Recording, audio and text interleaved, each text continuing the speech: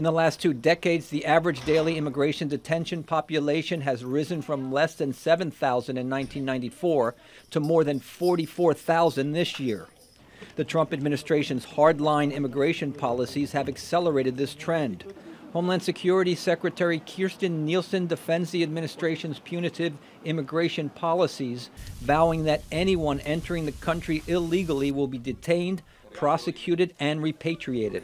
Wanting a job is not a basis for asylum under U.S. law. But the American Immigration Council, an independent advocacy group, says these policies have produced increased human rights violations because of forced family separations, inhumane detention conditions, and the lack of access to legal counsel. We're talking about basic human rights and the bare minimum of legal protections that anyone in any detention should enjoy. Earlier this year, President Trump's zero-tolerance policy, charging anyone who crossed the border illegally as a felon, resulted in children being separated from their parents.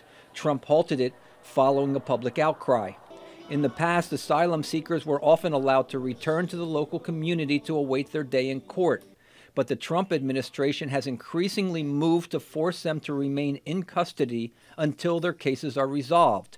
Adafe Okpor, a gay activist who fled Nigeria because violence against gays in his country is frequent, was shocked that he was detained for 5 months after requesting asylum in 2017. So I was told I was going to be taken to a jail. So at first I wanted to return back to Nigeria because I've never been to a jail before, so why would you take me to a jail?